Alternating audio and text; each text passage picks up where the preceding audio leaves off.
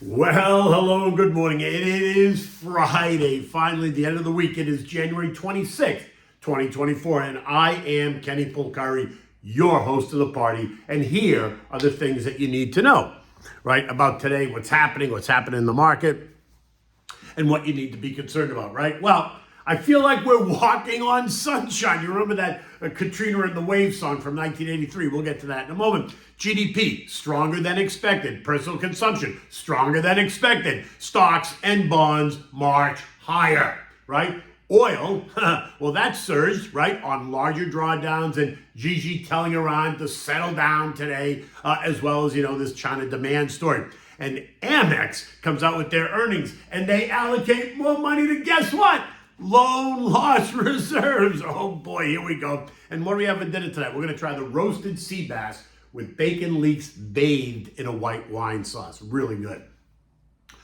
Okay, look, stocks continue to march higher. Reminds me of that Katrina and the Waves song, right? Walking on Sunshine, 1983. I was graduating college from Boston University, right? You know the words, I feel alive, I feel the love, I feel the love that's really real, right? I'm walking on sunshine, baby. Oh, yeah. You know how that goes, right? It's a great song. You should actually listen to it. Anyway, between the better than expected earnings reports, exciting news across the tech space, stronger economic data that's defying all forecasts of a recession, giving new life to corporate America, you got investors, traders, and algos just can't get enough. At the end of the day, the Dow registered another 245-point gain, or 0.6%. The S&P up 25 points, the equal-weighted SP up 62 points, the NASDAQ up 30 points, the Russell up 14 points, and the transports gained 200 points, or 1.25%. Now, just a note here, the S&P is up 2.6% year to date, but the equal-weighted S&P is flat, which tells you what? Once again, that it's the big boys, think mostly those big tech names, that are moving the market, right? The NASDAQ's up 3.3% year to date. Once you take out the weighting benefit of those stocks, you see that the broader market is really churning, and the SMIDs, the Russell and mid-caps, are struggling as they're down about 2.5% year to date. Of the 11 S&P sectors, only 4 of them are up on the year.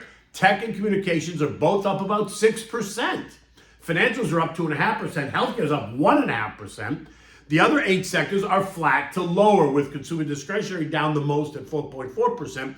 Utilities down 3.6%. Basic materials and real estate both down about 3.5%. Leaving industrials, energy, and consumer staples really flat on the year. They're either up or down less than 0.25%. So I'll call them flat. Further down the line, you find disruptive tech, right? ARC is down 12% year to date, although the semis are up 10%. Metals and miners down 5%. Coal stocks up 9%. Aerospace and defense down 4%. Cybersecurity up 4%. Expanded tech, the IGV, which includes software, interactive home entertainment, interactive media, communications, and some consumer discretionary, is up 4.5%.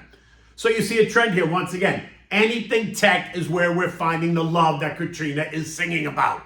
The growth trade, SPYG, which is tech, is up 4.7%, while the value trade, SPYV, is just scraping by it, up 0.4. Now, all the economic good news would imply or convince us that the Fed should be in no rush to cut rates. With inflation moving slowly towards a 2% target and the economy not circling the drain, I have to ask again, why does anyone think that the Fed needs to cut rates? It is illogical. EcoData yesterday revealed that the first take on fourth quarter GDP came in at plus 3.3%. That's a full 1.3% better than the expectation, right? Personal consumption came in at up 2.8%, again better than the expectation. Durable goods came in 0% below the expectation, while new home sales surged by 8%. This versus the negative 12% read last month, and while it was below the expected plus 10%, it did have a 20% move, right? It went from minus 12 to plus 8, and that's nothing to sneeze at. And that's with 30-year rates still averaging 7.25%. But remember what we discussed. Home builders have an advantage. They can entice buyers with free upgrades, and they can buy down the rate a bit since they own the mortgage companies that finance these new homes. Because we didn't see that same excitement in existing home sales. No. Besides, when you buy a new home with all the gadgets, when you see this new home with all the gadgets, you just want it, right? You don't want the older one. come on, who's kidding who? And so therefore, new home sales tend to do better. Bonds rallied, sending yields just a bit lower. Both the TLT and the TLH gaining about 0.6%, and that sent the 2-year yield down to 4.29%, and the 10-year at 4.12%. Swaps traders continue to price in a definite rate cut in May, not March, and they still expect rates to go down by 1.5% during the year. The March rate cuts bets are now at about 40%, right? Remember, we're in this blackout period for the Fed. The FOMC meeting begins on Tuesday with the results on Wednesday, the 31st. So don't expect any more Fed commentary until Wednesday. Although, we might hear from the Fed disguised as Goldman Sachs, wink, wink, right? Now, we did, though, hear from the ECB President Christine Lagarde yesterday, who implied that the ECB may begin lowering rates in mid-2024. But this is also a contrast by other Fed, ECB members who said not so fast. And so what do the trader types do? They are betting that she is really saying that rate cuts will begin sooner. And if rate cuts are going to happen in the Eurozone, then they must be about to happen here in the United States. Of course, that's the takeaway. How could it not be the takeaway? Now, back to the stronger GDP report. Fourth quarter GDP came in at plus 3.3%, and this was supposedly driven by cooling inflation, which is fueling consumer spending, leaving many to argue that the economy is strong and the market is making new daily highs, right? We've avoided this recession and the consumer continues to spend like there's no tomorrow. And the Fed hasn't even cut rates. So why should the Fed stimulate the economy by cutting rates? I mean, I just don't see it. And remember, it is an election year.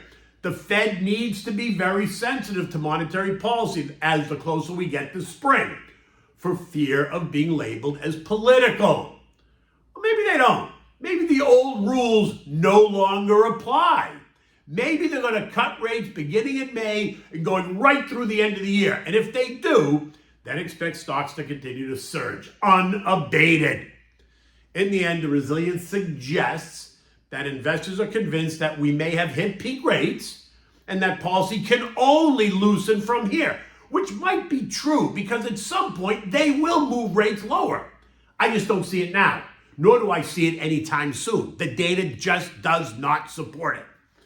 Oil yesterday, it rallied really strongly, up 2.6% or $2 a barrel to end the day at $77.10. Now, you know the drill. It's the whole China story and the idea that there was a bigger drawdown in U.S. inventories, coupled with strong eco data and concerns over the ongoing conflict in the Red Sea. This morning, though, it's churning in line down a little bit, about 60 cents to 76.70. This is we learned that ច្ច$ has asked Iran to rein in on the attacks on these ships in the Red Sea or risk harming relations with Beijing. Remember, Iran and the Houthis and Hamas are one and the same. They aren't just backing them, they are them. So ច្ច$ is telling them, stop the bullshit. Yesterday's action took oil right up to the trend line at 77.80 before it found resistance. And this morning we find ourselves trading well within the 75.40, 77.80 trading range, right? And I think we stay there.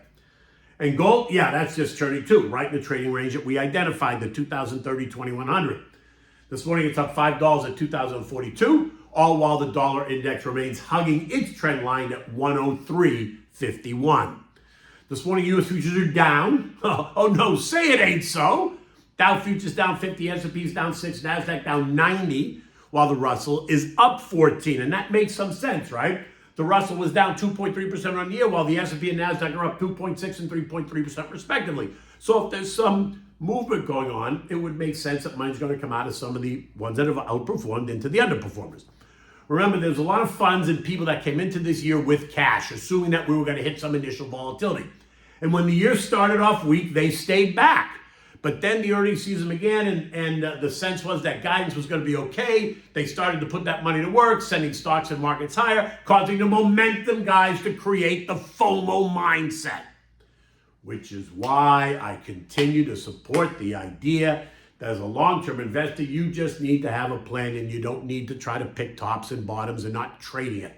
Create the plan, talk to your advisor, and then you build it.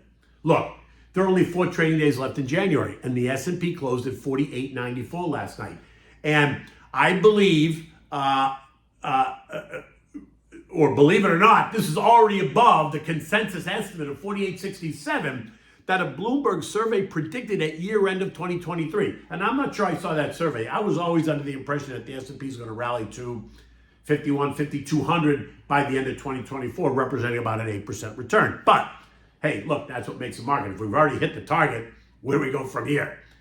And while I think we're in a bit of a danger zone, right? I think we've gone too far too fast, and we're due for a pullback. It's not changing my mindset at all as a long-term investor. If you're invested, you're good because you're participating as the market goes up. And if you have more money to put to work, be patient because you're going to get your opportunity. Eco data today includes the PCE deflator, and that's going to be the data point to watch. In any event, I do not think it's going to change the narrative, right? Yes, inflation is coming down, but that doesn't mean that the Fed has to cut rates. They are mutually exclusive events in this case, in my mind. European markets are up. LVMH is up 11% as fourth quarter luxury sales did not disappoint. And the comments out of the ECB, while conflicting, are forcing trader types to go with the rate cut story rather than the higher for longer story. And so stocks across the region are up between 0.6% and 2%. The S&P closed here in the United States last night at 48.94, up 25 points, as it tries to figure out what's next. Which way do I go? My sense is that as we approach month end, the algos are going to try to keep the S&P right up here at the highs, because as January goes, so goes the year. Next week, we have the FOMC meeting, and then we have the Treasury announcement about funding needs for the next 4 months. And they are big. I told you that yesterday. The concern there is who's going to buy all this stuff and at what price. Recall, lower debt prices send yields up, and higher yields will put pressure on stocks. Capiche? And Amex came out and they just announced their earnings and they disappointed.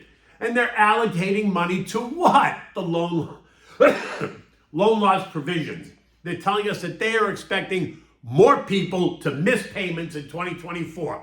That's just food for thought, because we've been talking about that kind of dynamic as well. Okay, so what do we have for dinner tonight? We're having the roasted sea bass. This is with bacon and leeks, bathed kind of in a white wine, cherry tomatoes bathed in a white wine, all right?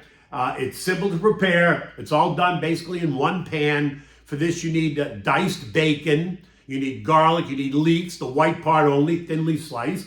You need salt and pepper. You need the sea bass fillets.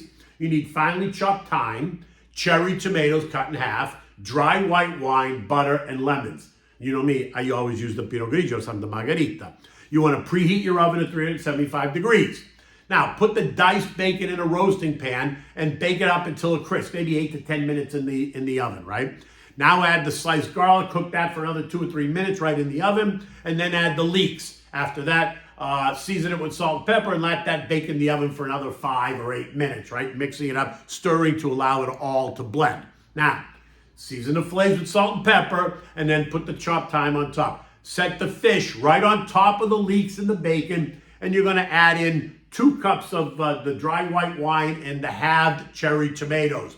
Return it to the oven, let it cook for another 10 or 12 minutes until the fish is nice and flaky. Now, remove it from the oven. Take the fish and place it on the warm plates. Take a 1/4 stick of butter and add it to the bacon and leek and tomato mixture, allowing it to melt and penetrate. And then take this and spoon this on top of the fish. Serve this with fresh lemon wedges if you want, just, people like little lemon on the fish.